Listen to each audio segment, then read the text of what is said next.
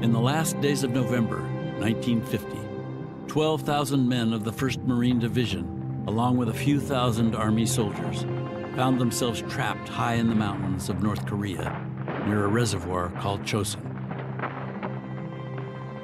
Their leaders had been caught off guard by the sudden entrance of the People's Republic of China into the 5-month-old Korean War.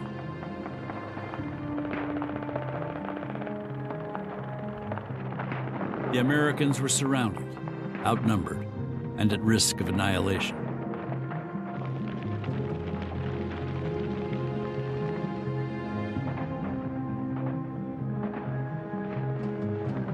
The 2-week battle that followed is among the most momentous in U.S. history. It helped set the course of American foreign policy in the Cold War and beyond, and it remains one of the most renowned in Marine Corps annals. I think all battles are terrible, but this one might well have been the very worst in American history. These were some of the harshest winter conditions that American forces have ever fought in. You were not only physically frozen, you were emotionally frozen. Not knowing how much more you could give, and yet wanting to survive. The hardest thing I ever did in my life was pick up the frozen bodies of the Marines that had been killed, and their arms and legs were bent in the position at which they'd been killed.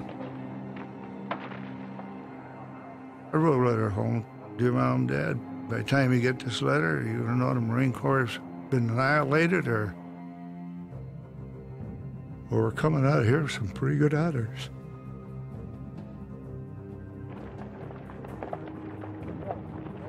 The Marines marched up into those mountains, and when they marched out of those mountains, they were different, the war was different, America was different, and really the entire world was different.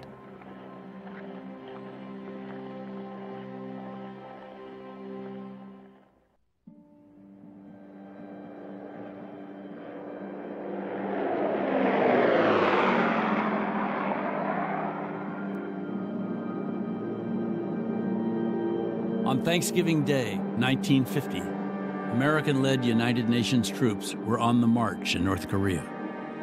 The forces of democracy, according to the New York Times, were brushing away scant resistance. What remained of North Korea's Communist Army had apparently turned and fled. U.S. Marine and Air Force pilots owned the skies and proved it by distributing holiday bounty up and down the peninsula, even to the men at the tip of the spear near the northern border of Korea, within sight of China.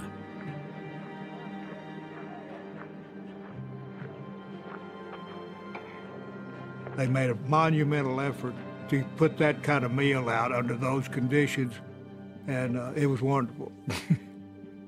Turkey, mincemeat pie, pumpkin pie, cranberries, the whole works. It was cold turkey, let me tell you. The cooks did the best they could, but it was Thanksgiving, and we did have optimism that the war would be over, and maybe that's thanks in itself. The commander of the UN forces, General Douglas MacArthur, flew into Korea the next day to launch the final offensive of what was shaping up to be a short and successful war. MacArthur tells the troops and his commanders that the fundamental goal of the Korean War, to unify the peninsula under the control of the South Korean government, will soon be accomplished. And he says to the soldiers, I hope you boys will be home by Christmas. The northern boundary of North Korea is the Yalu River, and so his cry became that he wanted to go to the Yalu and conquer all of North Korea. They were just going to go up the mountain, just like cutting through butter, and they were going to go to the Yalu, and it was going to be great. I was really excited about it. And I thought, boy, this is what we should do. And I thought that, you know, it was in the bag. I thought we were going to pull it off. Everything was just wide open, let's do it, routine at that point. We had won the war. It was over. It was that blunt.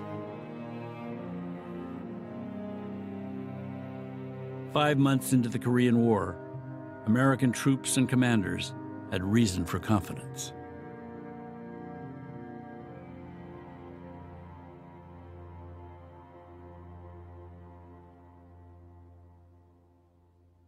Split across the middle at the 38th parallel in the political settlement that followed World War II, the Korean peninsula had solidified into 2 separate states by 1950.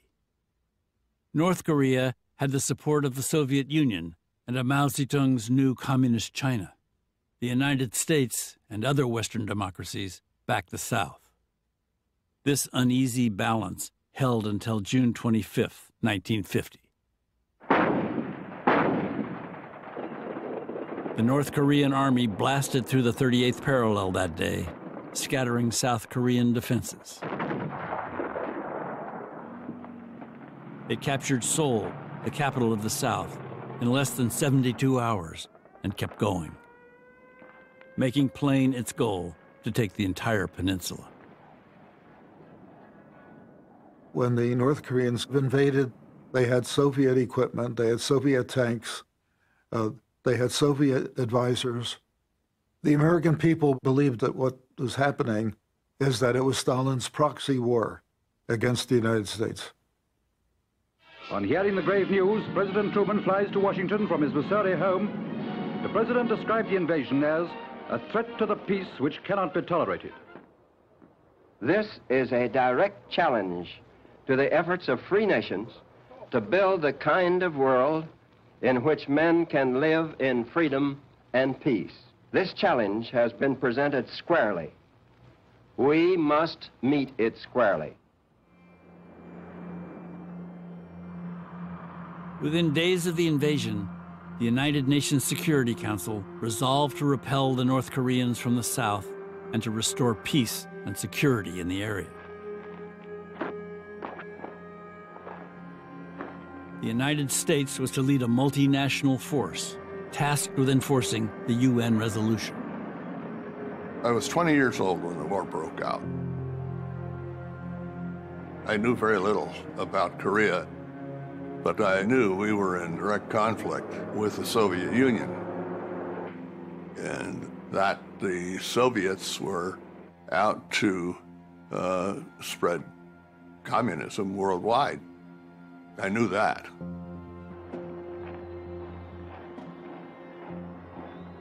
They activated all of the Marine reserves at that time because they needed troops now, like right now. I just wanted to be a Marine in the worst way. I was too young for World War II.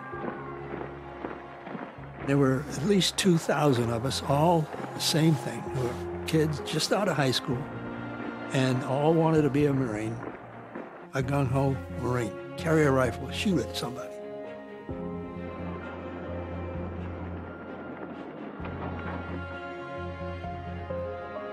I remember getting on the train and we pulled out.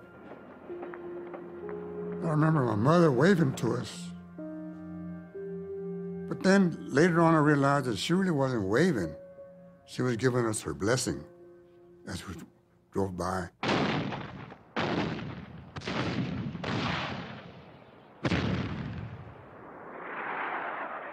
By the time the first big wave of reserves arrived, the North Korean army had nearly pushed U.S. troops off the peninsula. But Douglas MacArthur remained confident he could reverse the losses.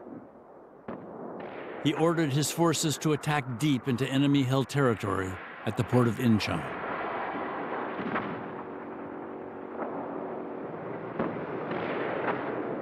MacArthur took the chance and tried to conduct a landing there at high tide, but you only had a range of a few hours to debark troops there. And also, it wasn't a good beach at all. There's a seawall there. But the enemy didn't expect us to land there. So it became a tremendous surprise to the enemy, and it wasn't very well defended. Success at Incheon was a bold stroke of genius.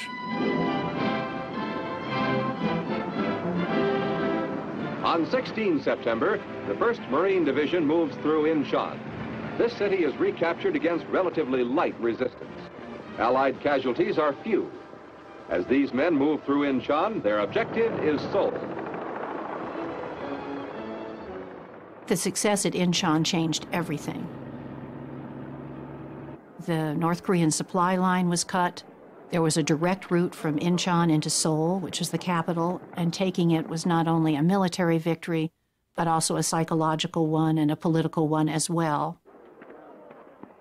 The goal begins to change now, because what MacArthur first thought was, well, we'll just disintegrate the North Korean army and we'll reestablish the borders. But then he begins to realize, maybe I can pursue the North Koreans into their own country, into North Korea, and destroy the last remnants of that army.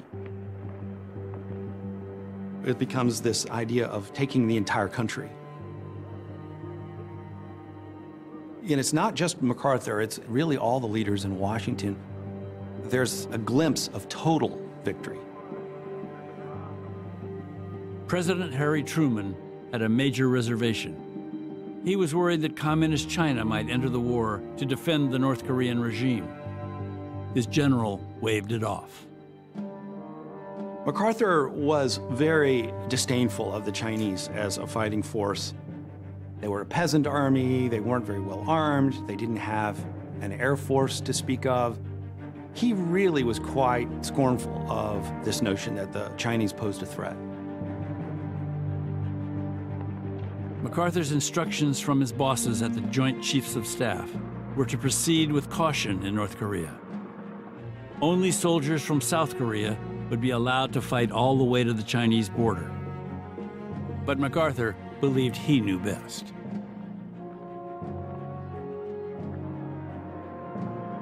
Three days after his men captured the North Korean capital of Pyongyang, the general directed his commanders to speed forward, using all available forces. The troops became even more jubilant because here we not only repulsed an enemy who was aggressive, we taught him a lesson. Now we're taking his territory. The word of optimism went around. We'll rout these North Koreans completely, and we'll go all the way to the Yalu.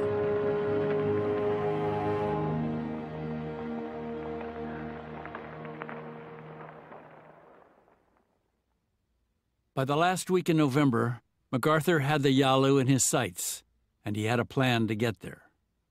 His armies on either side of the Taebaek Mountains would act as armored pincers. They would close the divide between them, form a solid front, and then race north before the long and brutal Korean winter settled in. This should, for all practical purposes, end the war, MacArthur told the press, and restore peace and unity to Korea.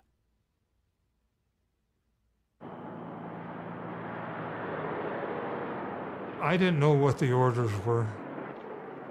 All I knew is we were moving out. It was about 7 miles uphill to where we were going. We advanced rather slowly because that's about the only way you could walk up there. You had 2 directions to go up in North Korea, and that was either straight up or straight down, because it was a very mountainous, very rugged terrain. It was real hazardous for us because that main supply route was an ox trail. That's all it was.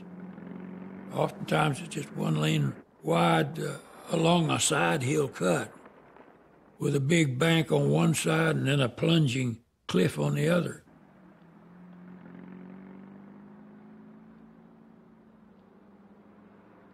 We finally got into a village called Udamne, and it was just the most desolate country you ever wanted to see. A pile of boulders and rocks, and of course snow and wind. Everybody was grumbling and crabbing, but that's the Marine Corps. If you're not crabbing, you ain't a Marine.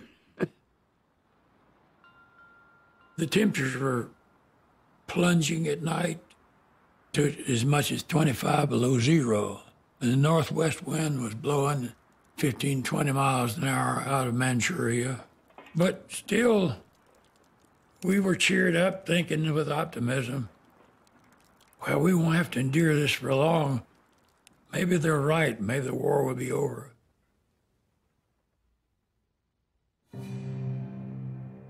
MacArthur's willingness to sacrifice caution for speed had consequences. On the eve of its final offensive, the 1st Marine Division was strung out on a single supply route, nearly 80 miles long, leading to the Chosin Reservoir. 3,600 men were making camp at the bottom of the reservoir at Hagaruri, where division headquarters and a much-needed airfield were taking shape. 5 miles ahead, on the west side of the reservoir, was a small contingent of 400 Marines, defending the high ground above the road. The bulk of the forces, 8,000 Marines, were digging in near the village of Udamne, preparing to spearhead the next day's offensive. To the east were 2,500 U.S. Army soldiers and several hundred South Korean fighters, placed there to protect the right flank of the attacking Marines.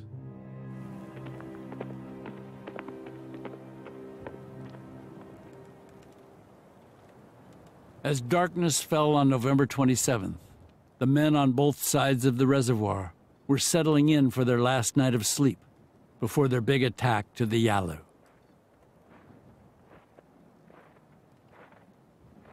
There was one tree up in that hill, a fully grown tree with pine branches. And I took my entrenching tool and knocked some of those branches off, and I laid it down, put my sleeping bag on top, and I was going to get a good night's rest. And I heard bang, bang, bang.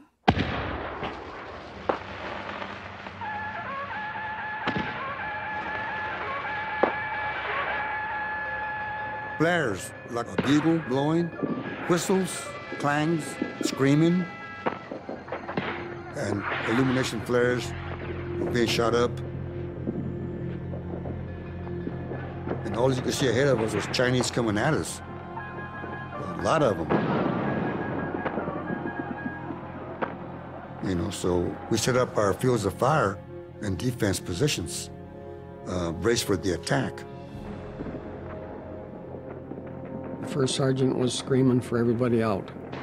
Get out of our tents and get on the ground and get your rifles out, because they're coming.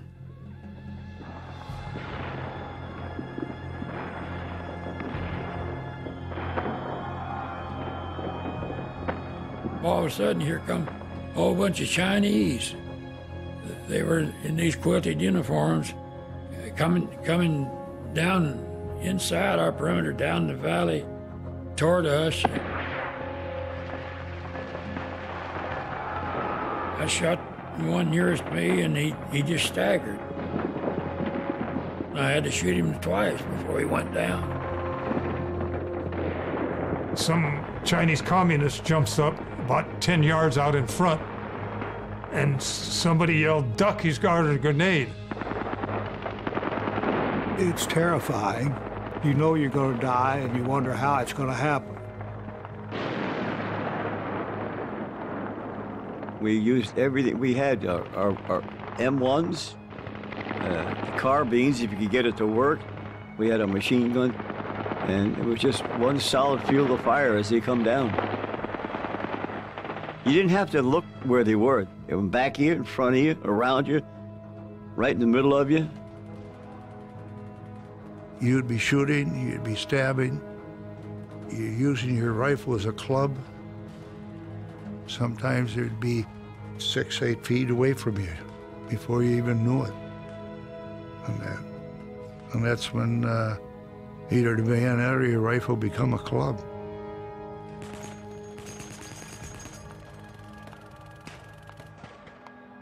When things got hot and heavy, my good friend Sergeant Bob Devins got a burp gun right through the back of his head. We tried to keep him alive, but we had nothing to work with. I took my T-shirt out of my backpack. I had an extra one, and I tried to stop the blood with that, but he bled to death.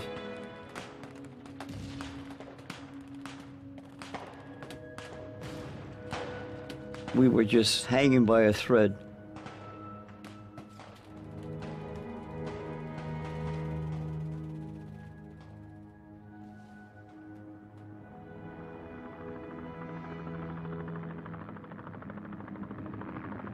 When the attack subsided the next morning, one of MacArthur's most trusted subordinates, General Ned Almond, choppered into the command post on the east side of the reservoir to buck up the badly shaken Army unit.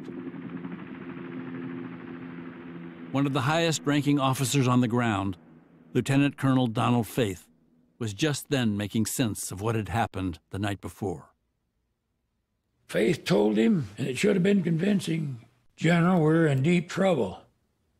We captured Chinese soldiers from 2 different divisions. That indicates we've got 2 divisions right here in our vicinity. What are we doing, General? We just barely survived. We fended them off, but we need help." And General Almond, he said, "What do you mean? You're going to let a few Chinese laundrymen stop you? We're going to continue the attack."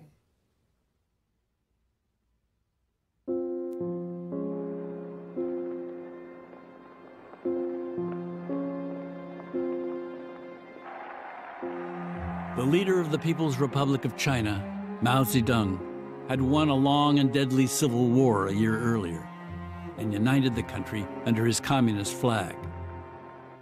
But he was a man made wary by a lifetime of fighting. Chairman Mao was wary of his foes inside China. He was wary of the growing Soviet empire on his northern border. And he was especially wary of Americans who had backed his enemy in the Civil War and whose army was threatening his border in the fall of 1950. What Mao had on his hands, and this is a reverse of what people thought in the U.S., people thought Mao was an evil, crazy communist dictator, and MacArthur was a great hero. But from Mao's standpoint, MacArthur was the irrational one. He just wanted to plunge ahead. What would the U.S. do if the Chinese Communist Army were marching up Mexico, talking about rolling back American capitalism in the Southwest?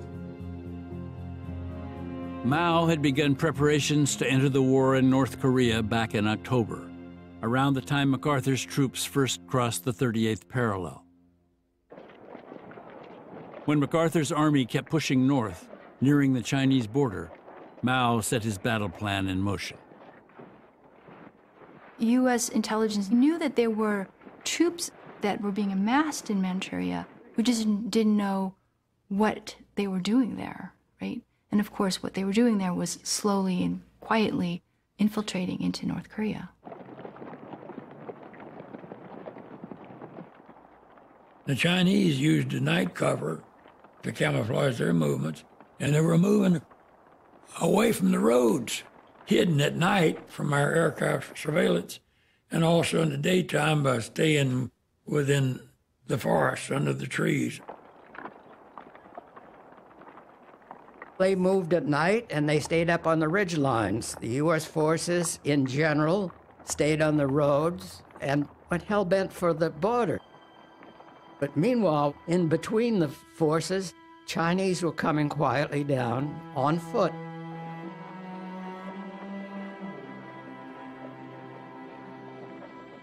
Mao knew his military was far inferior to the Americans in tanks, artillery, and air power. But he had taken the measure of MacArthur and discerned a weakness. In early November, Mao sent small cadres of troops to attack all along the approaching American front. Then his men pulled back in what looked like a full retreat. The Chinese hit hard. Then they just disappeared. There was nothing out there anymore. MacArthur said full speed ahead again. This became part of the strategy, which is to lure the Americans further into North Korea, have them penetrate deeply, and then ultimately surround them. There's a certain shrewdness about Mao. He knows who he's dealing with. He knows that MacArthur is quite arrogant. This is a strategy that plays into that arrogance.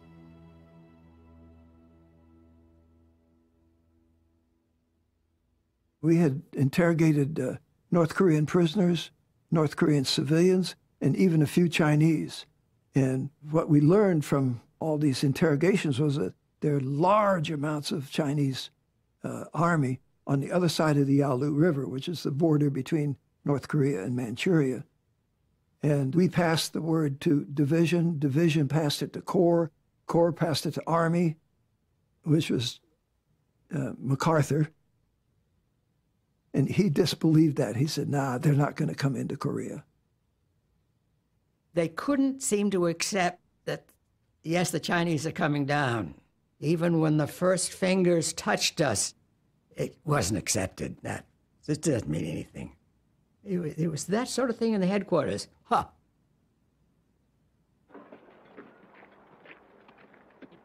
Mao lured American troops quite literally to the Yalu, and they were surrounded on all sides.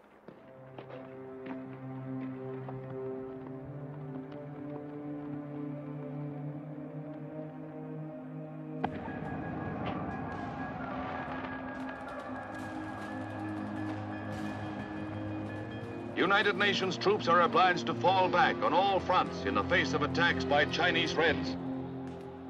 This is the bitter fate of the Allied armies, who almost had the independence of Korea a settled question.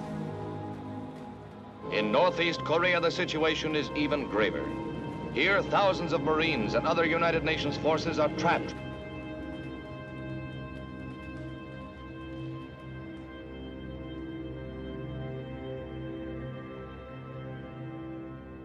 The worst of the Chinese onslaught landed on the 1st Marine Division, then under the command of General Oliver P. Smith. Soft-spoken and cautious, Smith had doubted the wisdom of MacArthur's headlong march to the Chinese border. And now, the consequences of MacArthur's boldness were falling on Smith and his men. He realizes that it's a completely different war now. The advance to the Yalu, as far as he's concerned, is over.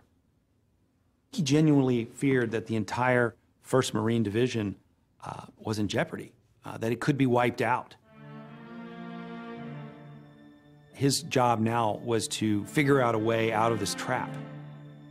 At least 6 Chinese divisions, some 60,000 troops, were on the attack against Smith's loosely consolidated 15,000.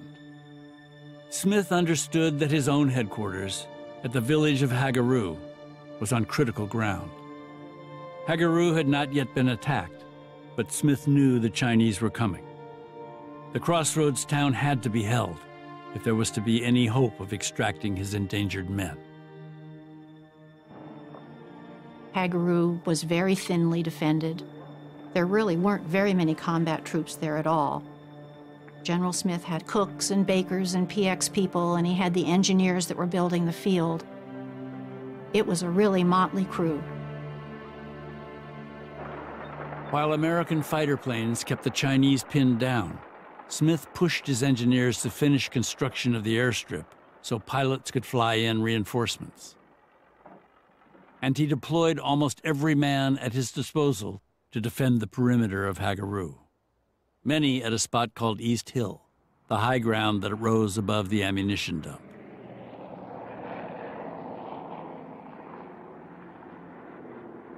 Ammunitions are coming, they just drop. Every hour they just drop and drop. It was my job to get the supply by airdrops. The Chinese started to fire at us when we were picking up the supplies.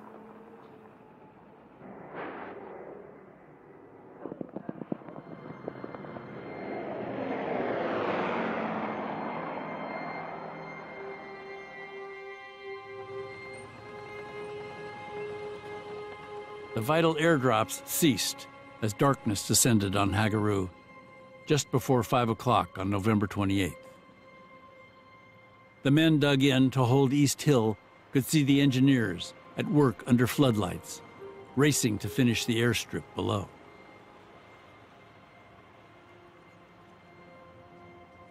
A light snow began to fall at around 8 o'clock, and for the next few hours, all was quiet, but for the scrape and roar of the bulldozers. Just after 10:30, the calm broke.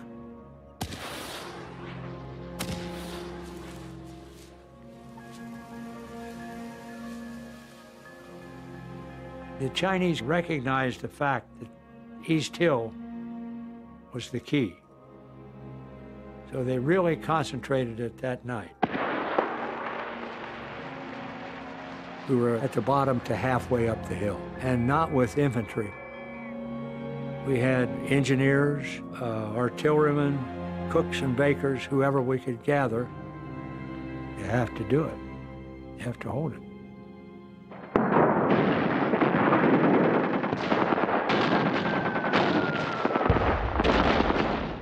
You hear a mortar shell coming, and then boom, and then you'd hear a scream. Somebody had been hit. The Chinese were just coming and coming and coming, and we were scared. It wasn't typical sorts of warfare that we had learned during our training as young Marines, that there would be enemy coming at us in these huge numbers with very little regard for their own safety.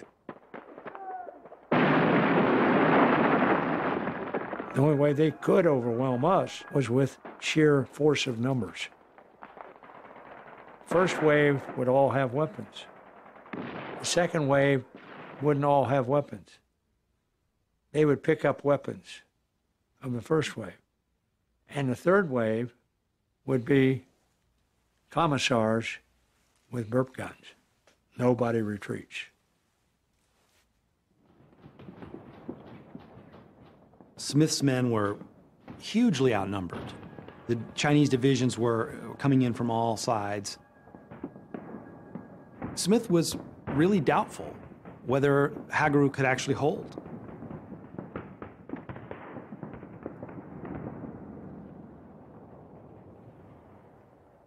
While the makeshift unit struggled to hold Hagaru, their fellow Marines west of the reservoir were preparing for a second night of attack. I had no idea what was coming. I knew it'd be bad, and I hope I was just, I hope I can do what I'm supposed to do and don't let anybody down.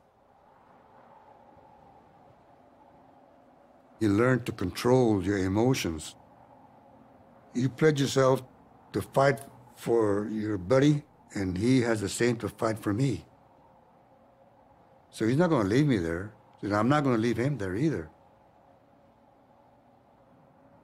You reach back and find out what you're made of. It's not trying to be heroic and thing, but you are out there to do a job, and if you don't do it, it's not only going to get you killed, they're going to get your whole outfit killed.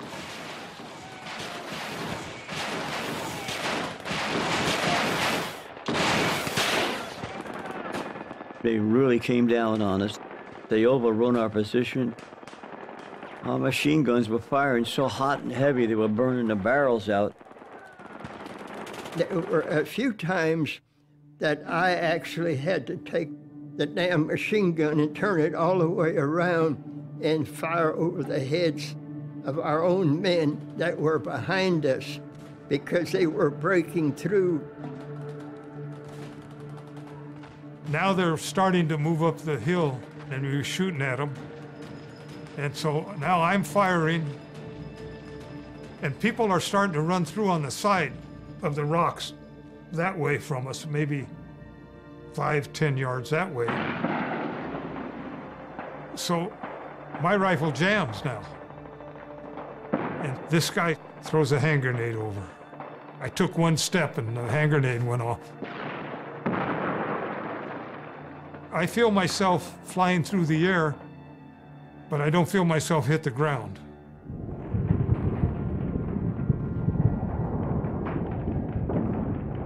I think it was a mortar that hit right in the hole, and I flew up in the air, and I landed on the ground, and I looked around, and I said, hey, them poor guys lost a leg. And I got up, and I fell flat on my face, and I looked down, and it was that leg laying over there, and that poor guy was me. It was my right leg was gone at the knee.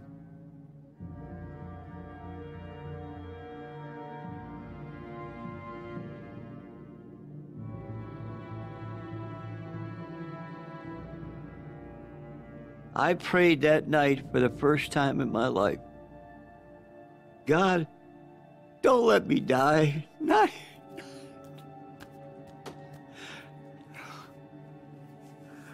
here, not this far from home. I just want to see the sun come up one more time. Just give me another day.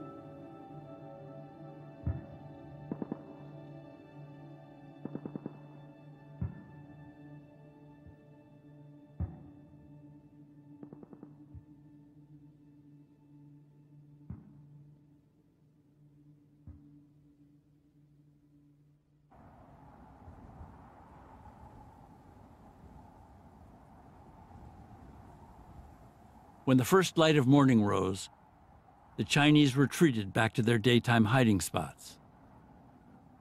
The Marines still held all of Hagaru, as well as the crucial hills around Udamni. The cost had been dear.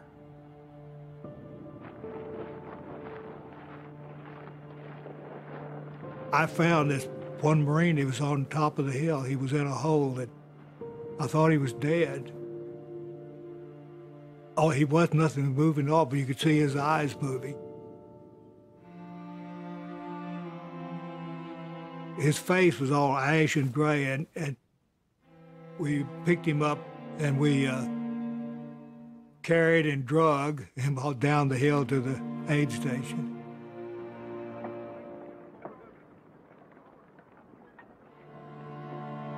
They had fellows all over the floor on straw mats, under blankets, and doing the best they could for him. The odds were against trying to save a guy, but yet, fellows that had gut shot wounds, I mean bad gut shot wounds. It was so cold, the blood froze, and these guys managed to survive. Guys without a leg from here down.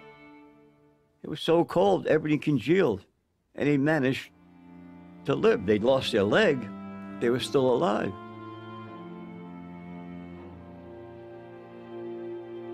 Everything was complicated by exposure to extreme cold.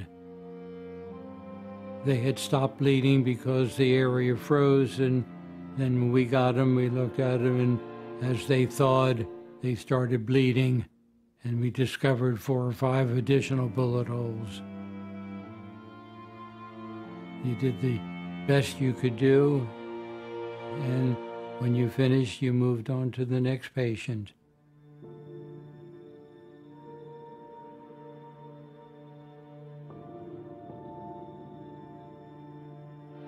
They tried to cover them with blankets or tents or anything else they could against the cold, but they'd still freeze to death.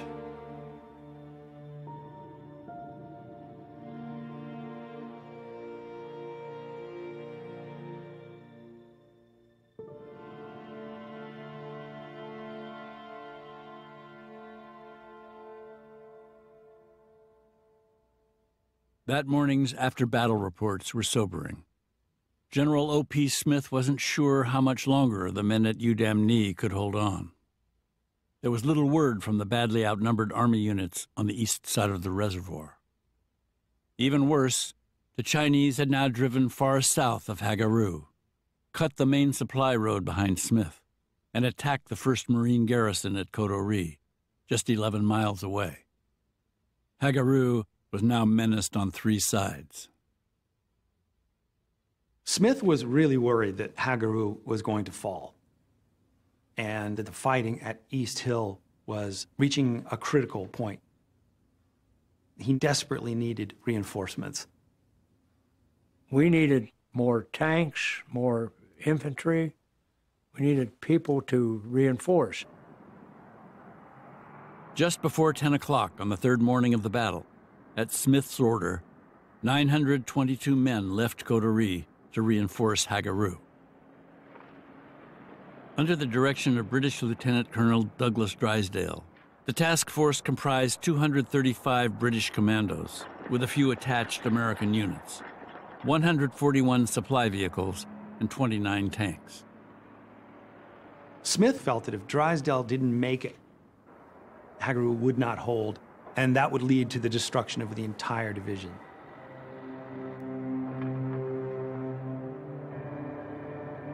The Chinese knew what was going on, and they did not want to let those guys through.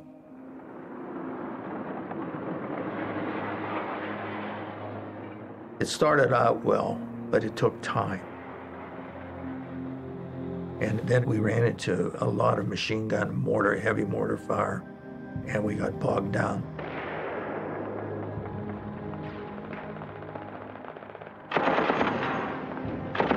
You got wounded and dead Marines you're putting on trucks.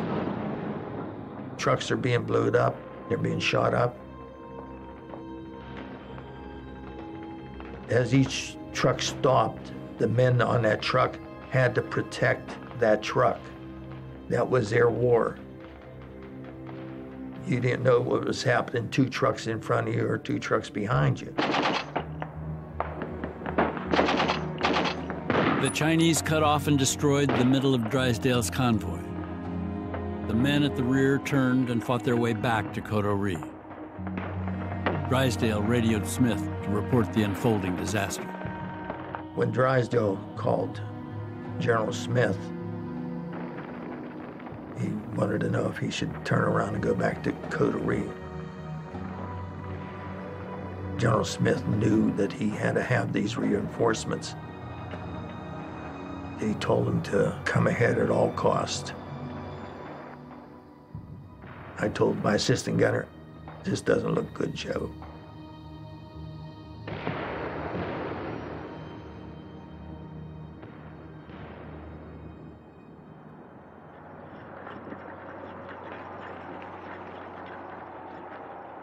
They were 10 hours behind schedule, and a little less than half the men remained. But Task Force Drysdale, including 16 of its 29 tanks, did manage to straggle into Hagaru. To the slender infantry garrison were added a tank company and some 300 seasoned infantry, a much relieved O.P. Smith noted. He now had the forces to hold the crucial ground around East Hill. They said, "Put your men over here in this field and get some sleep." You couldn't build fires, we couldn't dig foxholes. Everything was frozen like a rock. There were some dead Chinese bodies laying around. So we stacked some of them up to keep the wind off of us.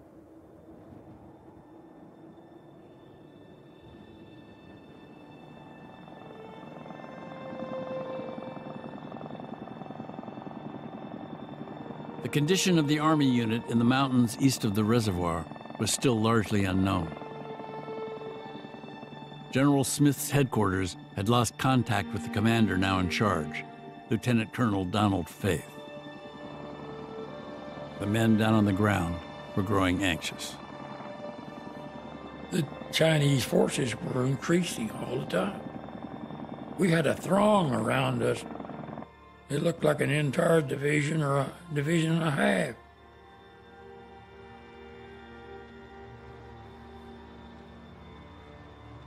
We were running out of ammunition. We were running out of gasoline for the vehicles. We hadn't had any food really for a couple days. The planes came in and dropped the wrong supplies to us. 40 millimeter rounds for .50 caliber machine guns, and just, we were running out of everything, including people, and we knew it. Somebody was prompting us that, well, the tanks are trying to break through to you. And well, after a couple of days of this, say, well, we've heard that one before. Because if we're gonna hear them before we'll ever see them, because they make so much noise, and we don't hear anything. Faith's men were starting to lose all hope when a helicopter carrying the Army's divisional commander flew into their shrinking perimeter.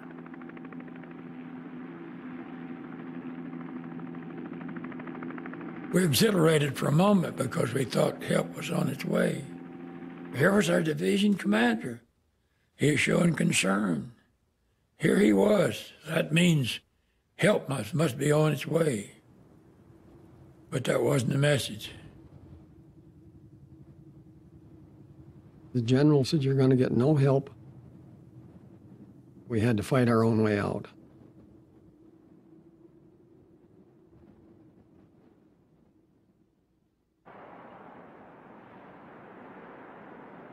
By the time General Douglas MacArthur left his headquarters in Tokyo to reckon the damage, he appeared to have lost his characteristic self-confidence. It must have just shaken him right down to the ground to have this happen. It just was not in his game plan. I don't think he could understand it.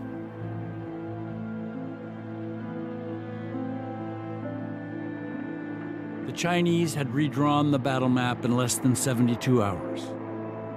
MacArthur's army in the west of Korea was in headlong retreat, having abandoned supplies and weapons to Mao's forces.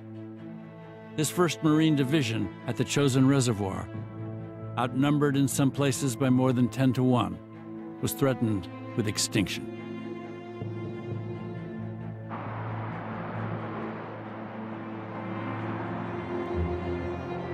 MacArthur came over. I was there. I watched him get out of the airplane. He was a distraught individual at that point. He had been winning a war. It was over. And all of a sudden, he was losing it. He was, to me, at that moment, a damaged and distraught old man.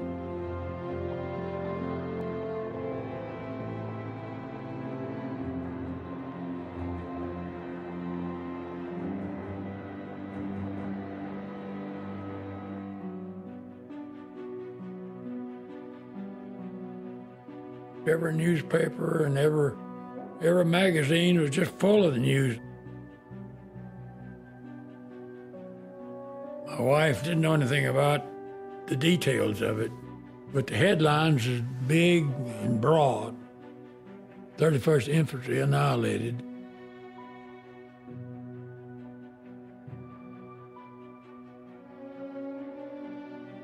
My father kept a collection of newspaper clippings and stories that the Marine Corps has been annihilated. It's a lost legion. Marine Corps is trapped. They're isolated. Papers had given up on us. My wife had lost a brother aboard the USS Arizona at Pearl Harbor, and she was thinking that she might lose me.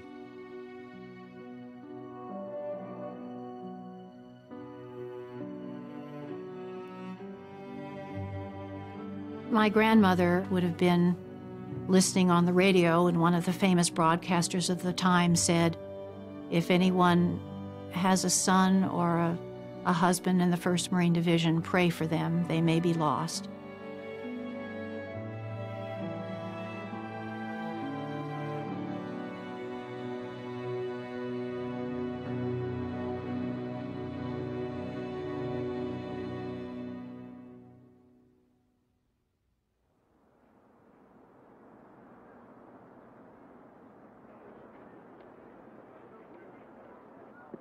President Harry Truman's national security advisors had been struggling to adjust themselves to a new reality in the days since Mao's spectacular attack.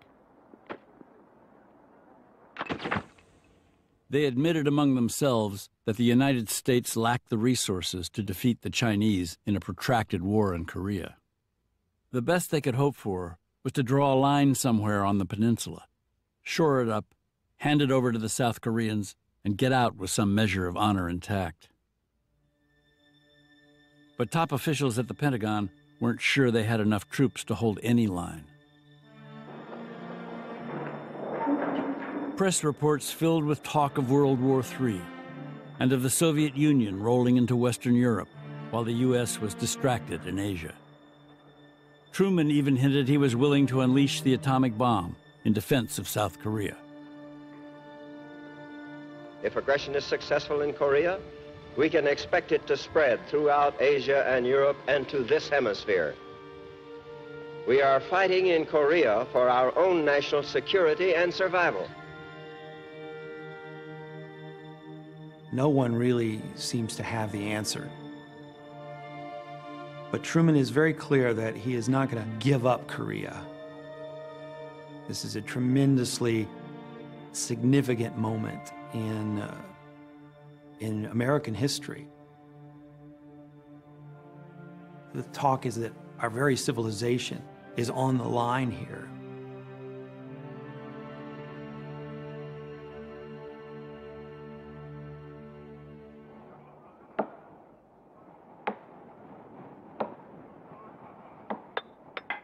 The U.S. commanders on the ground in Korea got little direction from Washington. The Pentagon did give them leave to abandon Northeast Korea and to get the first Marines out to safety. But this was no simple mission.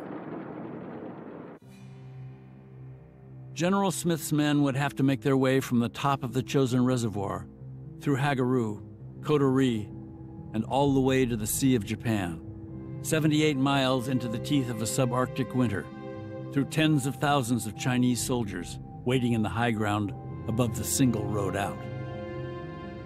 Military historians have always said that a fighting withdrawal is the most difficult maneuver to pull off successfully. Everything has to be perfectly timed with close air support, with artillery, with getting the casualties out at the right moment. It's a very, very complex operation. The division was getting geared up. They were burning a lot of things. They were getting rid of a lot of weapons, things that weren't usable, and we were going to start our way back south. On December 1st, after 4 long nights of fighting off enemy attacks, the 1st Marines on the west side of the reservoir began their perilous journey. You only had one road, one point of entry and egress on each side of the reservoir and up to the reservoir. Dirt road, flanked by hills on either side. A nightmare, absolute nightmare. Mao thought that if he could destroy the 1st Marine Division, this would create great fear and doubt in Washington and cause the war to end quickly. His goal was not just to punish the 1st Marine Division or damage them, but to completely annihilate them. The regimental train was on the road, and the rifle companies were up in the hills doing the fighting. And we were moving south. There was firing going on up in the mountains all the time.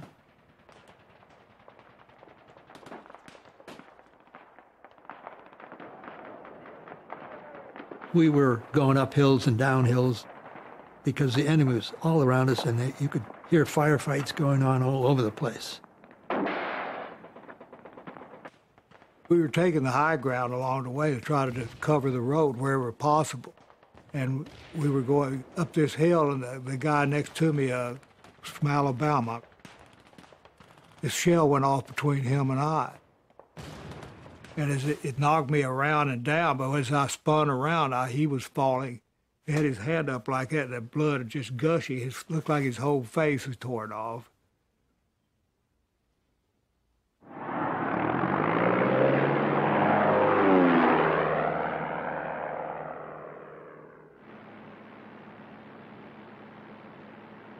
The 1st Marines had only one clear advantage in their fight south.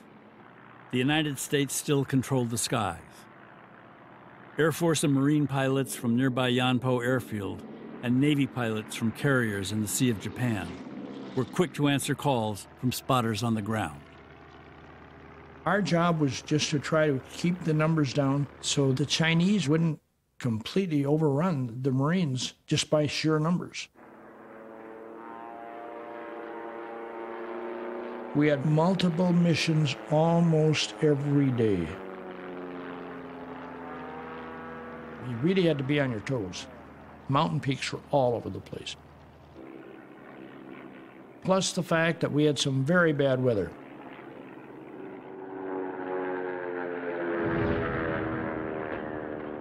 If the sun came out, it brought the planes. No sun, no planes. And when there's no planes, the Chinese were all over us.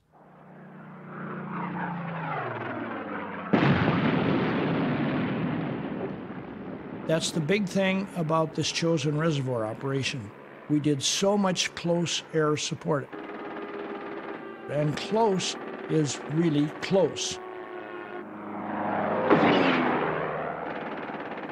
Occasionally, they were so low that you could actually see the face of the pilot through the cockpit window, the glass. It's amazing, the courage those guys had coming down like that.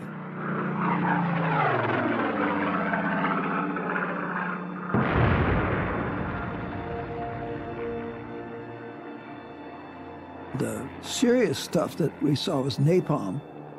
That's a jellied gasoline.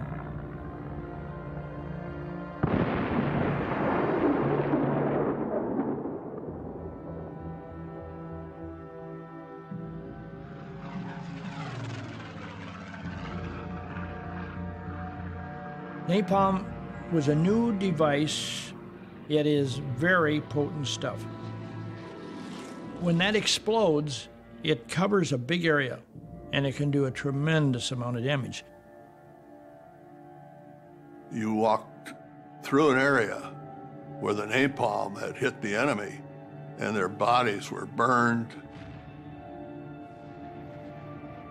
The skin split, and you could see the yellow fat.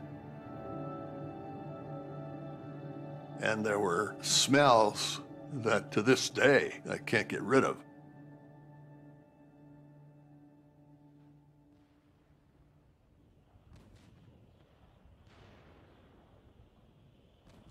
The Army units east of the Chosin Reservoir were still feeling forsaken.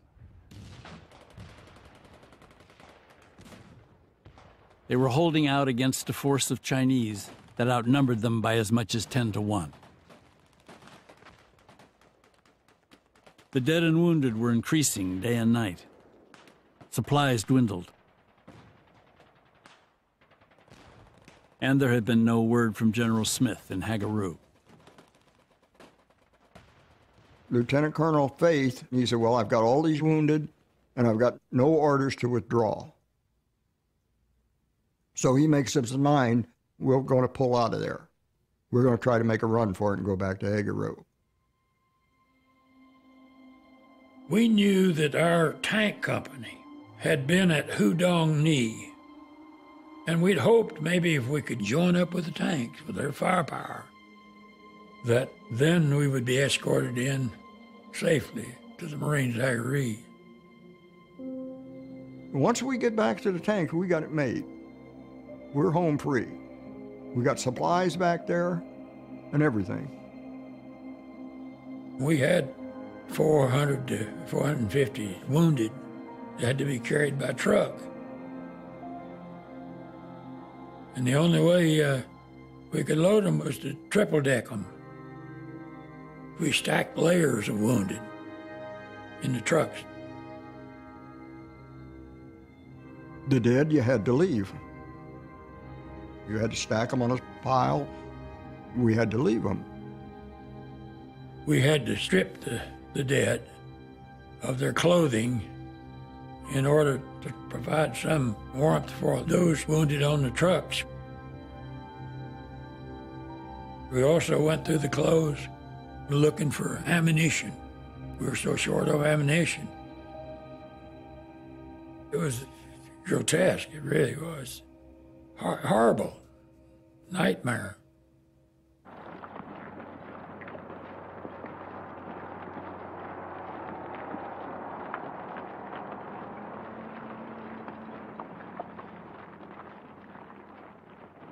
At 1 o'clock on the afternoon of December 1st, Faith's soldiers started the attack south.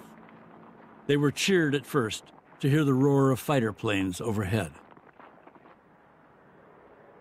Marine aircraft came in to napalm the Chinese on the road in front of our advancing column. But one of them had a malfunction, and it was dropped too early. And it was dropped on our advancing troops.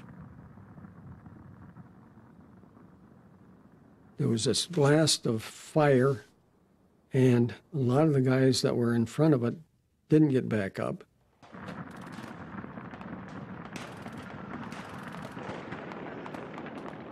Our troops were diverted trying to put out the flames of soldiers on fire.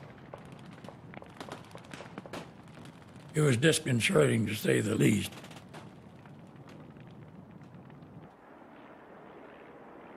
We moved about a mile down the road and there was a bridge. The bridge was blown. Well, we were losing time. We've only moved about maybe 2 miles. My gut feeling was, there's no way we're going to get out of here. I mean, just no way. We were trapped to follow the road because that's the only way we could rescue the wounded. We could have saved ourselves by abandoning the convoy, but to me that was a coward's approach. We were morally bound. We got up to Hill 1221, and another truck had gone into the ditch. And our driver pulled up behind them, shut the truck off, got out, and disappeared. Now, I don't know if that truck was still operable or why he did that. But those 2 trucks were left there, filled with wounded. That's where I was captured. All the soldiers there that were still alive became prisoners of war. But the rest of the convoy got through.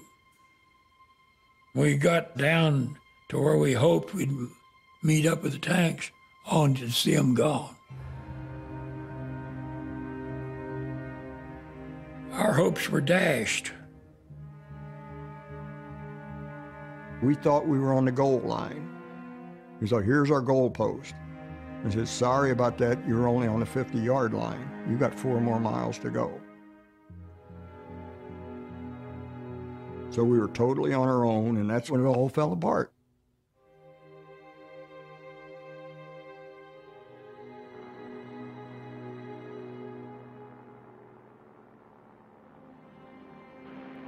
I flew up over the reservoir on the east side.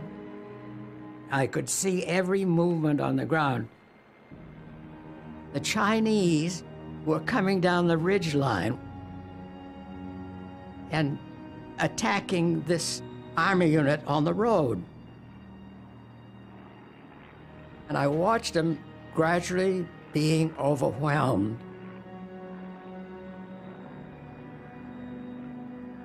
I've been in World War II, I've seen all kinds of battles, but I'd never seen U.S. forces being destroyed like that.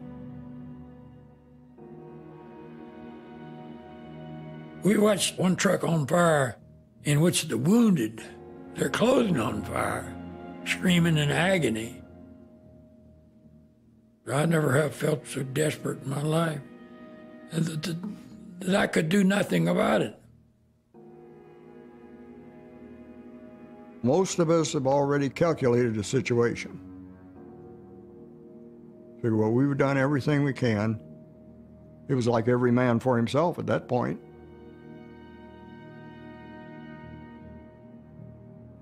You would either become a captive or you would try to save the men that were with you and get across the reservoir. We had a wild scramble across the ice. I lost my helmet in the panic. I lost my compass off of my pistol belt, and I fell down several times. My wounded thigh was just killing me. I told one of the guys, "Leave me here.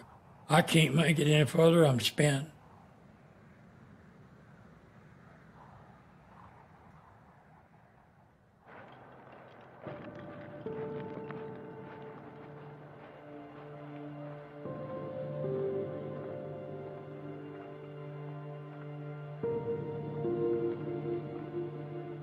We got a call that, "Doc, clear the deck. You've got multiple casualties coming in."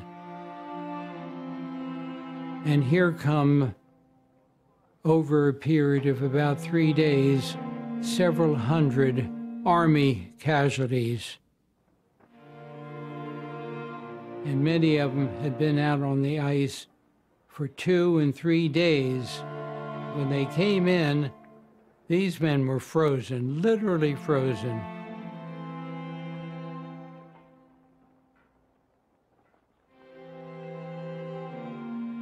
Out of that 2,500 guys, about that we had, I think that they got 385 guys back to the Marines that were fit to fight. That's a pretty high casualty rate.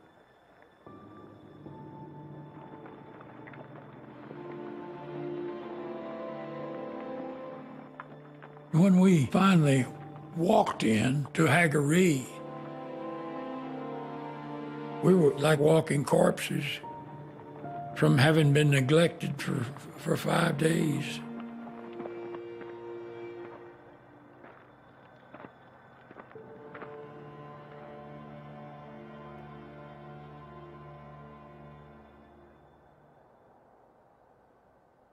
As the remains of the Army unit made it into Hagaroo, the withdrawing Marine convoy west of the reservoir paused about 5 miles away. They rescued what was left of the single infantry company that had been holding the crucial pass above the road for the previous 5 days. Less than half the men at the pass were battle-ready. Nearly all were suffering frostbite or gnawing hunger. Bodies of dead Marines were stacked, frozen, between the aid tents. And to bring all of our dead and our wounded that we could. That was just a Marine tradition. As long as we were able, we'd carry them with us.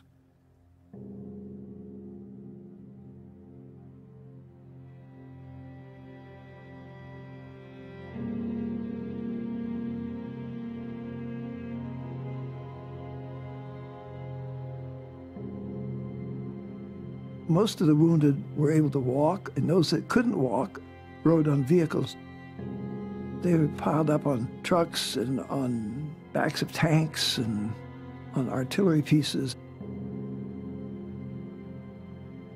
There was sniper fire, and walking alongside the convoy were troops. And when there wasn't any firing going on, they'd come and crowd around the Jeep, try to get warm. And if the convoy continued, we had to tell them, you're going to have to walk again. And these poor guys maybe got 10, 15 minutes sleep, and then they were back up again.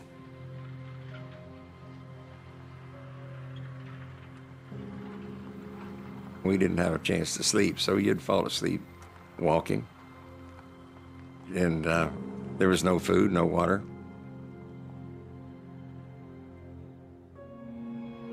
All of us kind of like in a daze because we were just kind of worn out, just completely exhausted.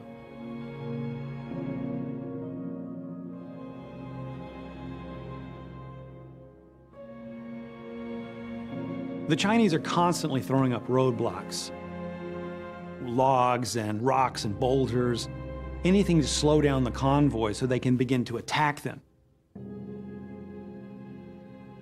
every twist and turn as they work their way south, they encounter something. We were on the road there, and the whole column come to a complete halt. I says, "Why is the column standing still?" He says, "We got prisoners all over the road." So I went up further, and right then and there, I lost it. I see these prisoners. They were done. They were out of it. They were shot up, and I didn't realize it. I took my M1 by the stack and swivel, and I started swinging at them. "Get off the road, get off the road, get out of the way, get going, move, move." And they would roll over, and these guys had no legs, no arms. Their bodies were blown apart. Their feet were black with frost. And I said to myself, "Oh, my God, what are you doing? You're a maniac."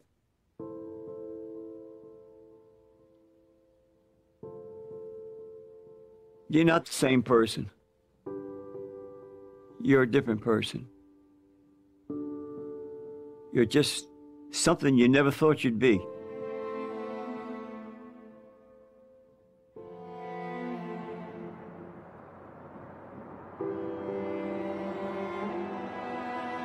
Men inside the Hagaru garrison heard the rumble of trucks just before 7 o'clock on the evening of December 3rd, the end of the first full week of the battle.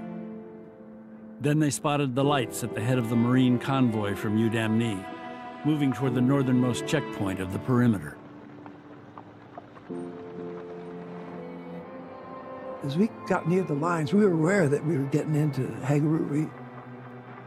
Somebody said, "Count, cadence, count." And people started getting in step.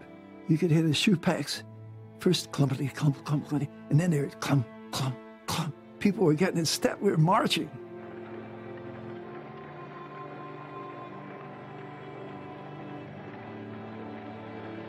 We marched into Hagaru. The sound of feet crunching in the frozen ice. Someone watching us said, "Look at those bastards, those magnificent bastards."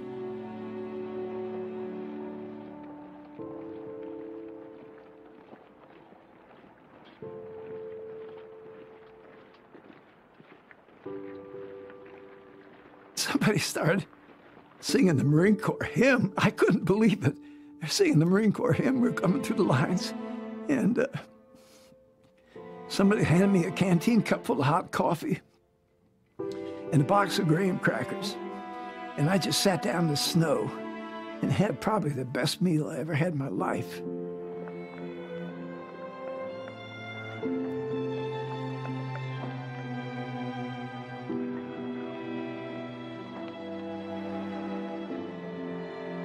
That night I slept in my sleeping bag on the straw inside a tent. That was like luxury.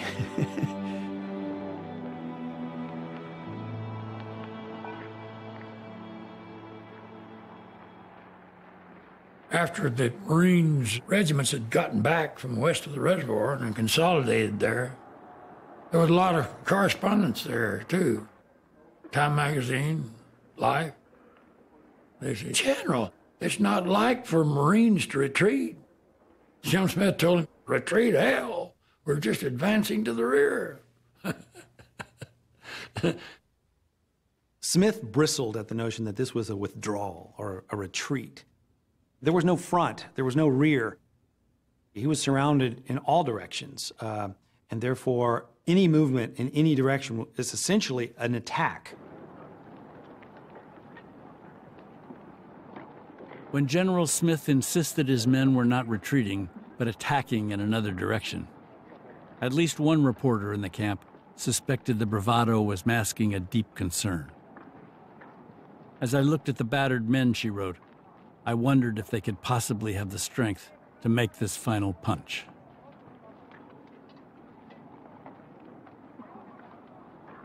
I cannot remember having a meal in Hagaru. We were pretty short of everything. The worst part was the shoe packs, they call them, those rubber boots that came up about halfway to your knees. The bottom portion of them were rubber, and As long as you were moving, they worked good. But climbing those hills, your socks would get wet from sweat, and then you had no way to change the socks. So if you laid in the snow all night long, your feet would freeze. The rubber boots had a felt insole about a half-inch thick that was supposed to absorb perspiration. Instead, the insole would freeze, and it was like walking on ice. I was thawing out, I guess, because they gave me some hot coffee and morphine, but they took my boots off, and I saw that my toes were black, and I sort of lost it. I wanted to cry. I didn't, but I wanted to cry. I said a few curse words. Somebody come over and says, "Knock it off. You act right. Act like a Marine." So I shut up. My boot was frozen, so they had to chop the boot off, and part of my toes had came off inside the boot. And when they took the boot off, all the toes were gone. The tip of my toe was gone. That's big toe, little toe, and all through there. And 2, 3 of them was found inside of that boot.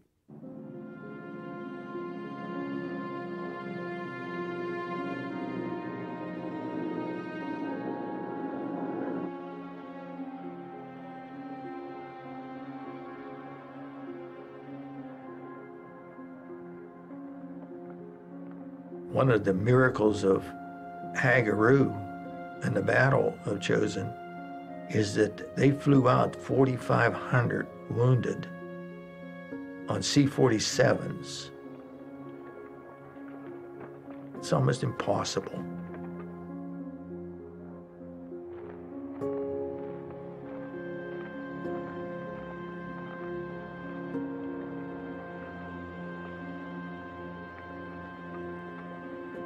The doctor has to certify that this patient is serious enough to be flown. So doctor's main job was actually dividing those who were to be sent with the airplane and those who were to be sent by a truck. I remember vividly one man with part of his skull shot away and brain was showing. Had we been in South Korea or in other circumstances, he would have been sent to a hospital. And yes, he would be terribly injured, but he would have a chance of living. Here's another man who has a sucking chest wound, got a bullet hole that's gone through into his chest, and air is coming in and out. But we knew that this man would certainly live if we can get him to Japan. And he would go. And this other man put a dressing on it and give him morphine for pain and set him aside. And it's a morbid thought that we sent him aside to die, but we did. That's what we did.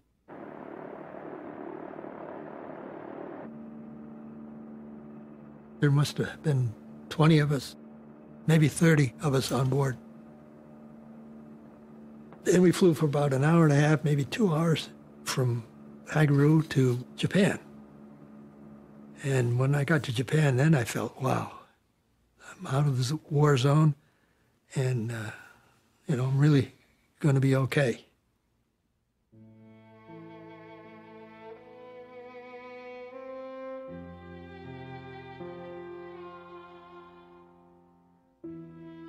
The air evacuation came to a close as the Marines prepared to abandon Hagaru to the Chinese. The last flight out had room enough to carry letters from the surrounded Marines to anxious relatives back home, and to pack a handful of frozen corpses in among the casualties. But the question remained, how many of the 10,000 troops still at Hagaru would make it out alive?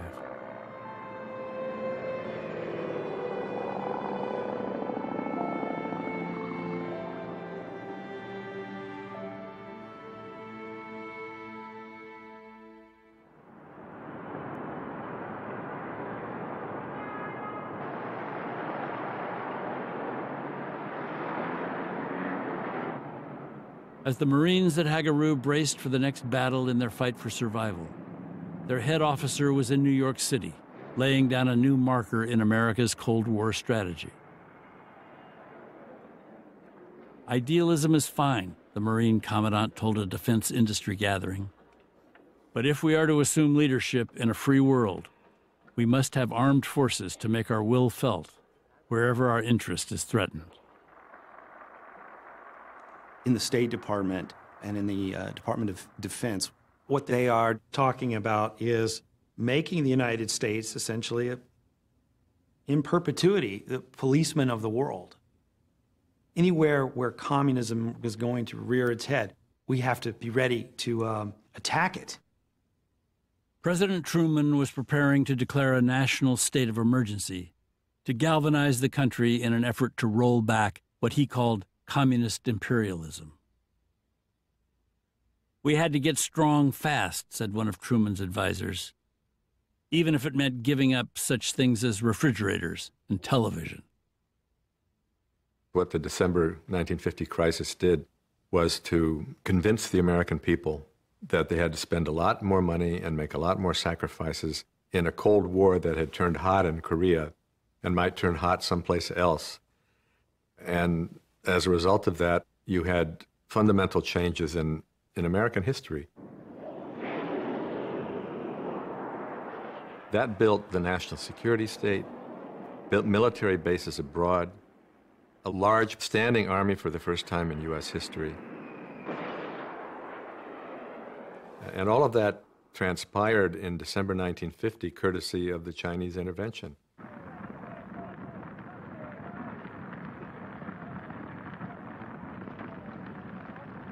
On the morning of December 7th, as the rear guard dismantled the camp at Hagaru, destroying supplies and equipment that would not fit on the trucks, the lead Marine units were already running the next gauntlet.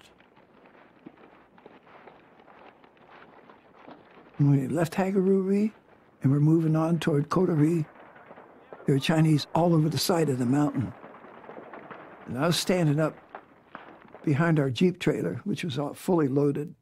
And I was standing up there, firing my carbine, and the guy next to me got hit and went down.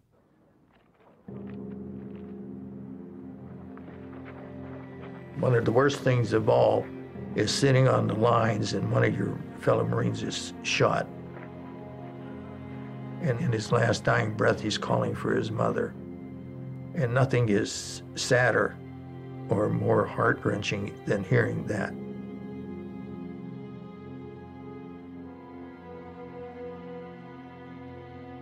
One of the myths is that men don't cry, and that is bull.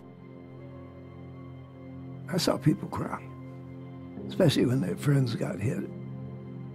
When you're in pain, you cry.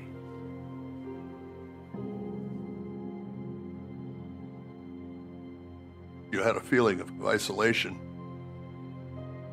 You didn't get too close to any other Marine, because the death of a very close buddy would be devastating.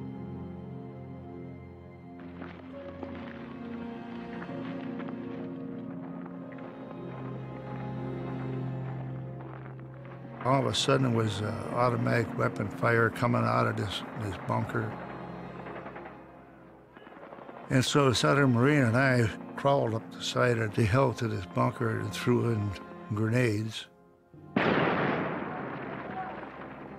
One guy, he was sitting in there with an automatic weapon, and one grenade landed right down in between his legs and that, and it blowed his legs, and his stomach was hanging out, but he was still alive, and he kept talking to me in Chinese, and I told the officer that was behind us, we got one left alive. And he says, well, you know what they did to us at East Hill.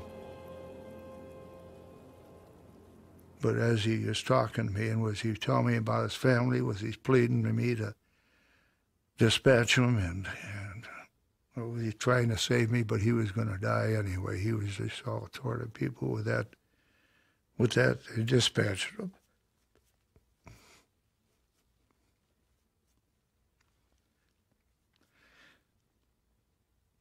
I still think about him at night sometime. Just wishing I could have understood what he was saying.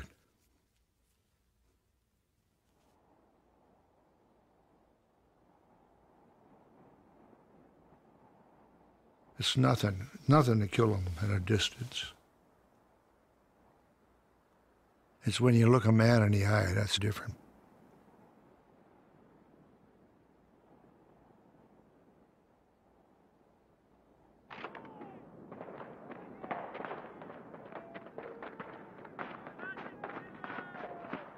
The cold had not let up in the 9 days since the battle began. Temperatures dropped as low as 30 below some nights, and rarely rose above zero, even when the sun was out. But Mao was still insisting that his army continue its mission, no matter the heavy losses to his troops. Nearly half the 60,000 Chinese soldiers facing the 1st Marines were already killed or wounded.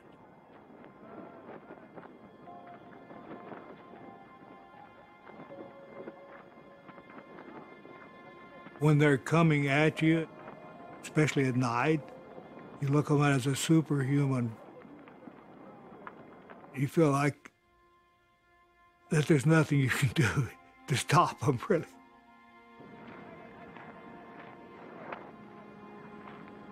The people who wanted to surrender, it's just the opposite. They looked helpless, and they wanted help. They were starving.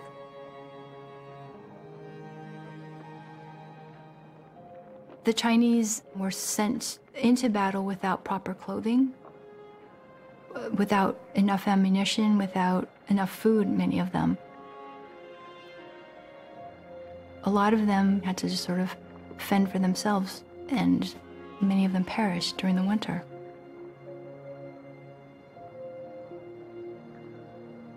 We're talking about huge numbers that died not just of battle casualties, but by death by freezing.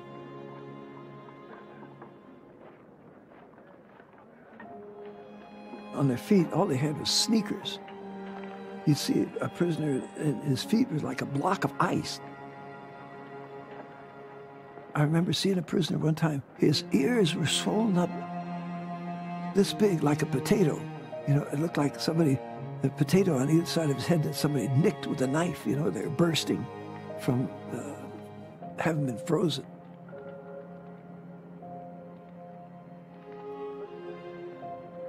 They suffered terribly.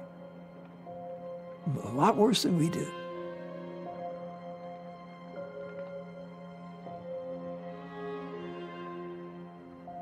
I always remembered that no matter what the conditions were I was in, so were the Chinese.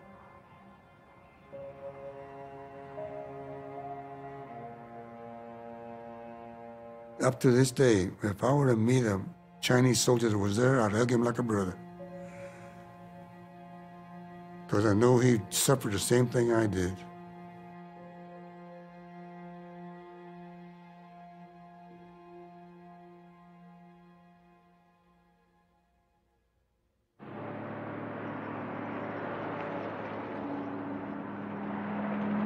By the time the head of the column reached Kotori, the Chinese were unable to mount any serious attack on the camp or to put up more than scattershot resistance on the road. But word was going through the ranks. Another obstacle lay ahead. South of Kotori, several miles, is a pass called Funchalan Pass, and there's a bridge there. The Chinese had blown the bridge.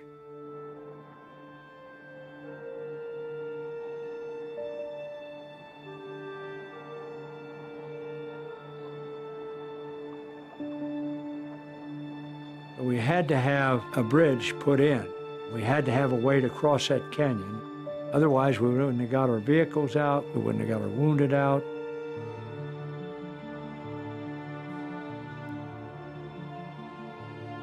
It's a pretty desperate situation.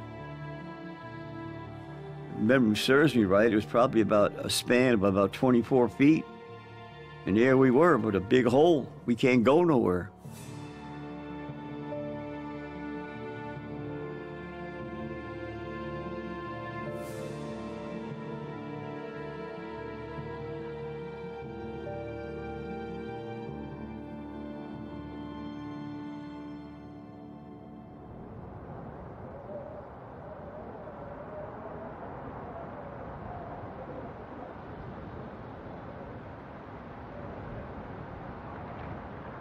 While the column sat, waiting for the engineers to repair the breach, a front swept in from the north. Temperatures plummeted. Men who were there insisted it was near 50 below zero. It goes from bad to worse. They go through everything they've been through, and then to now be facing a blizzard with this unbelievable cold. When you're so damn cold, you really have trouble breathing, even. It is that cold. It was cold. Man, it was cold.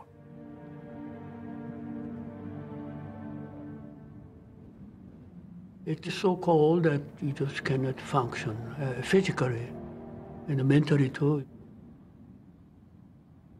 Cannot think of any complicated thing. You may not be able to even count 10. It really, just brain just don't function.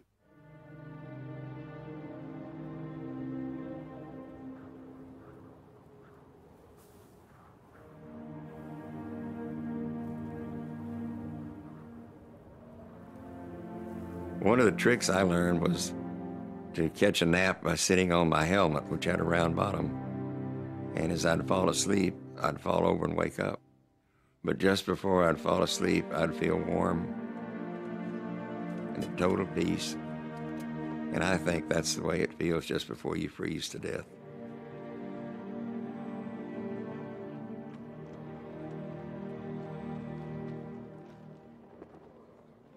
I felt, how are we ever going to get out of here? There was a feeling, I had that, well, this could be it. I'll never get back to see my dear wife. And you just felt that, just a deep sense of helplessness and hopelessness.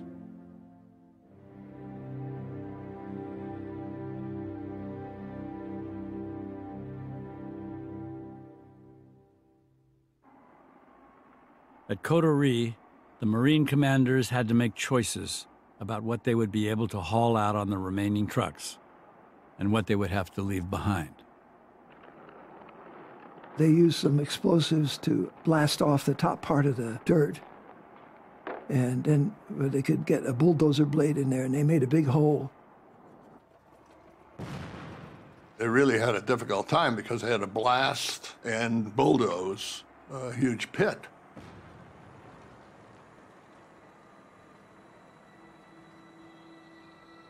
And then Marines were dropped in.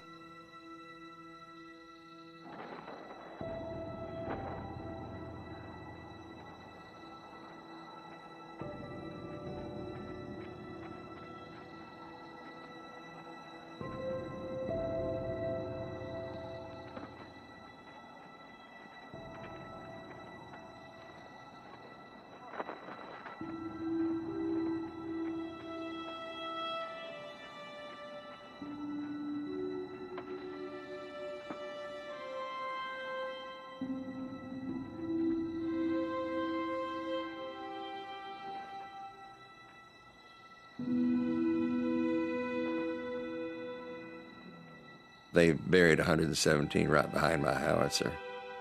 It was pretty devastating, pretty gruesome sight to look at.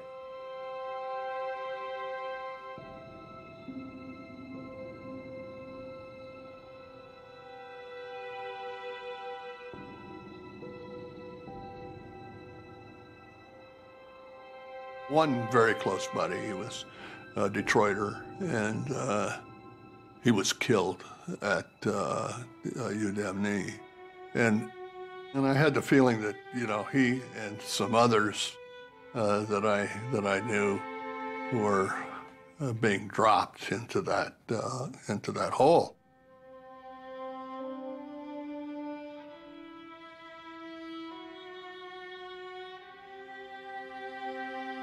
Regimental Intelligence Officer Captain Donald France was one of them. His assistant, Lieutenant McGinnis, was one of them. And our driver, I think his name was Lundberg, he was one there.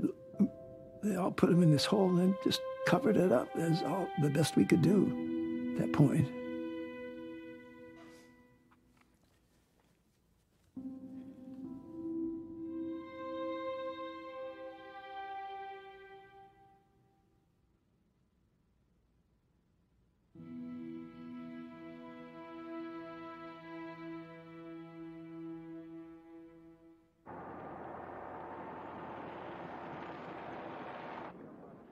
The Marines at Korea were not alone in their misery. North Korean civilians had seen their homes destroyed by American bombers and artillery in the previous weeks. Their winter food stores pillaged by starving Chinese soldiers. Scores of thousands were already fleeing south in hopes of finding warmth and safety. A growing number of refugees had trailed the column of retreating Marines all the way from Udamni. They presented quite a challenge. You know, you can't tell if this person who's Asian in appearance is enemy or not enemy. If they come into your lines, they had to be searched, you know, to make sure that there were no weapons and so on. So it was a challenge to accept them.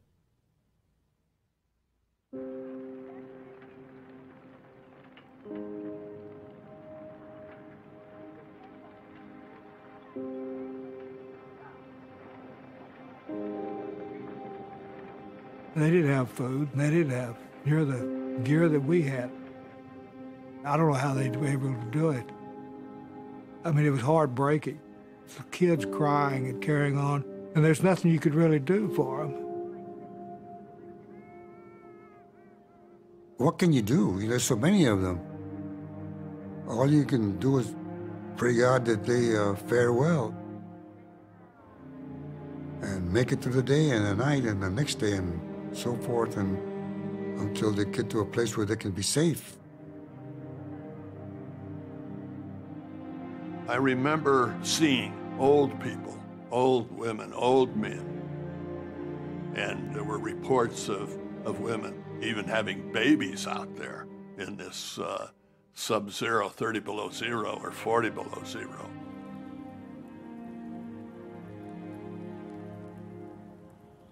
At night, a moan would come up,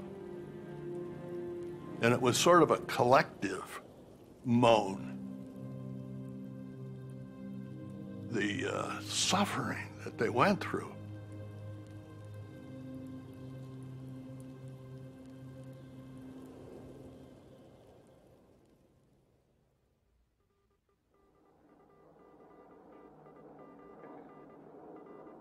The request was urgent and came from General Smith himself.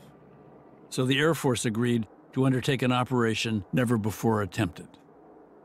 We had to get that bridge in, and I had a brilliant staff, and they decided that we could airdrop different parts of a tradeway bridge into the perimeter, bolt them together, and cantilever them over the gap where the bridge had been blown up by the Chinese, and we'd be able to evacuate. Every steel girder required an entire plane to carry it, a C-119 boxcar, with 2 huge parachutes on both sides to drop it because they couldn't land.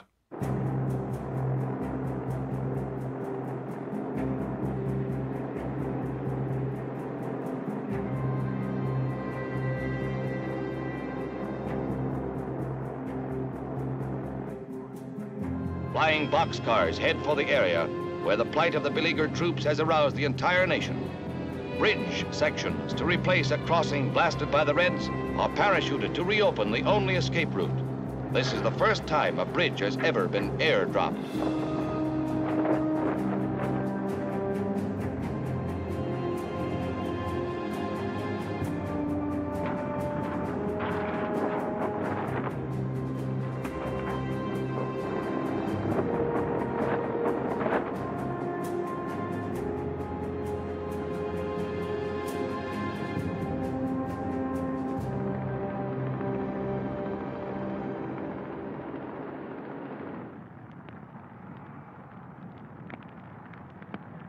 Early on the morning of December 9th, after nearly 3 days sitting at Koto-ri, the Marines finally got the order to make their way toward the newly repaired bridge.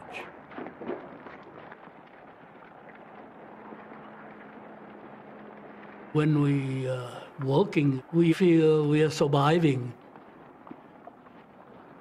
So I guess we were able to resist the cold with the hope that this is the only way we can survive. All we have to do is just go a little more. That kind of sort of unconsciously hit your brain. Then you'll be able to follow the guy in the head of you.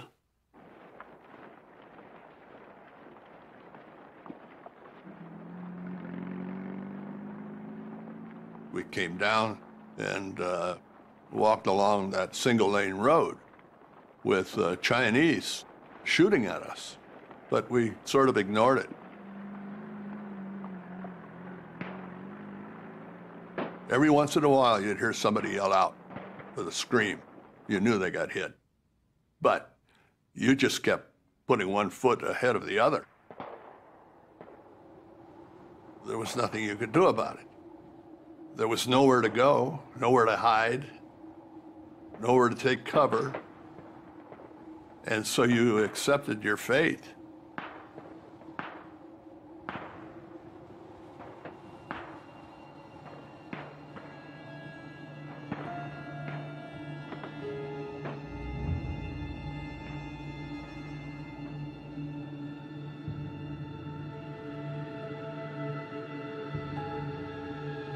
I've always wondered how that first driver felt when he pulled over on that bridge, if it was going to hold him or not.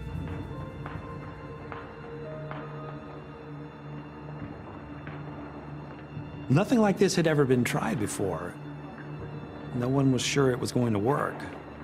And it was a very, very scary couple of minutes until the first few vehicles passed over.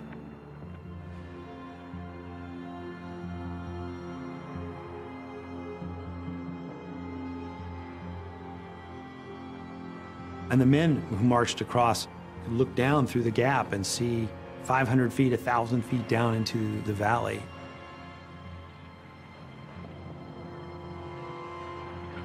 As I reached the bridge, there was a man standing there saying, "Walk across this side."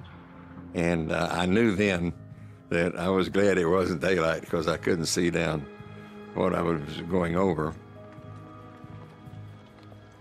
I don't have any direct memories of even walking across that span. By that time, my brain was frozen.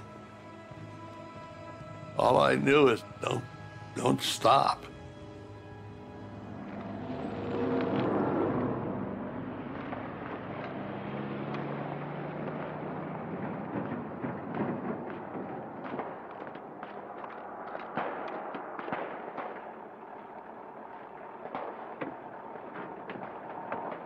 There was this truck on the side of the road with some guys on it. They were wounded. And he said, "Can you drive a truck?" I said, "Sure, I can drive a truck."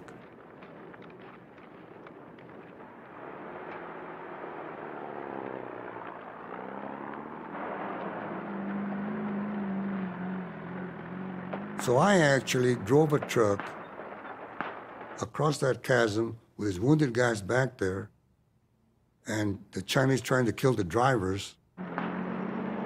But I thought, once we get across this bridge, we're home. We got it made.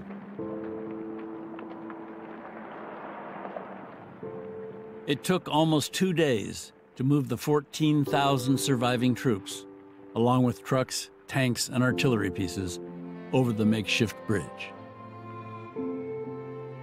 The last of the Marines and the attached Army units made it across late on December 11, 1950, 2 weeks to the day after the initial Chinese attack.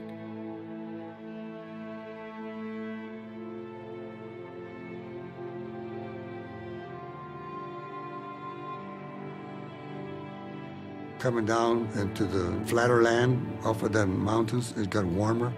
It was 32 degrees, we were taking off clothes. It was hot for us.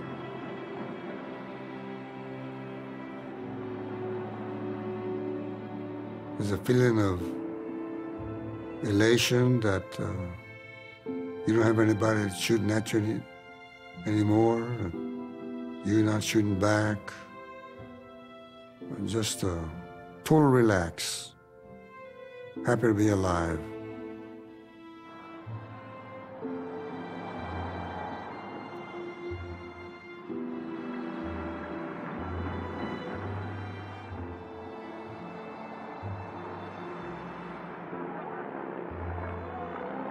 When we got to the bottom of the pass, our column was halted. And when we stopped, we just fell to the side of the road and just laid back and went dead asleep.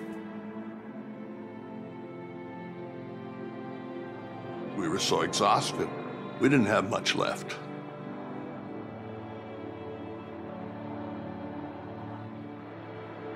We were out of there in time.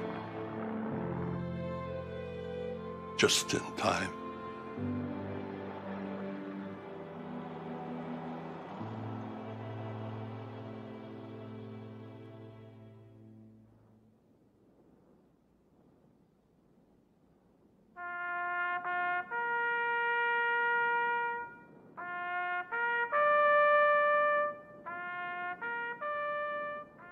On the 27th November at 10:15, that's when the Chinese hit us. And every year on the 27th November, I take a walk up on a hill. And I sit down. I just thank God for letting me survive that. And I pray about the other fellows that we've lost.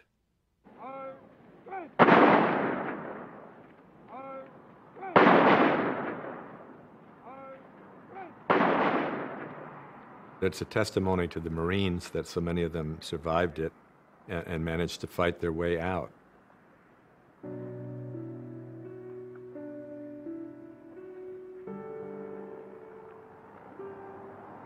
But fundamentally, it was a Chinese victory that was a key battle in clearing North Korea of UN forces, and they've never been back. The Chinese forced the Americans from the field, but they suffered staggering casualties. Mao threw everything he had at the Marines, and they eluded his grasp. When we got down off the plateau into the seacoast there, the Chinese never threatened us. We were able to get 90,000 civilians out, North Korean civilians. The Chinese never stopped them, never made any threat. I still believe that the sacrifice, not only of the Marines, but the Army and Navy and everybody that supported that engagement did the right thing. South Korea is still alive, and they're proud people, hardworking people, and I support them to this day. And I don't begrudge a second of the time I spent over there in their defense. Not at all.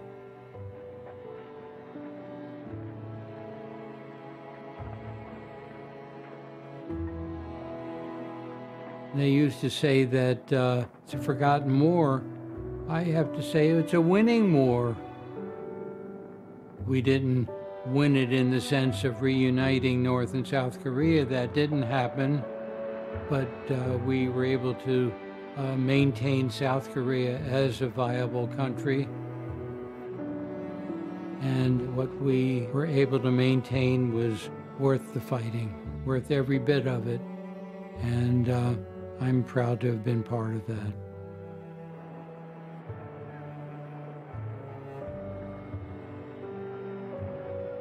When I talk to people about the Chosin Reservoir, I'll tell people I'm one of the survivors. I'm grateful that I was able to get out there with no more than a little arthritis and loss of foot. I am proud of this because I was part of history.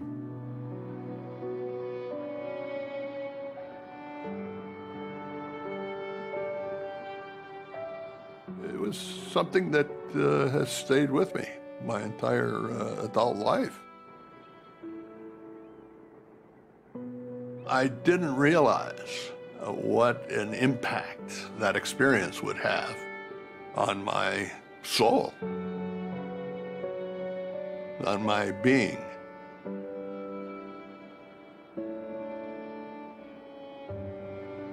I fought in many other battles after that. Nothing to compare with the Battle of the Chosin Reservoir.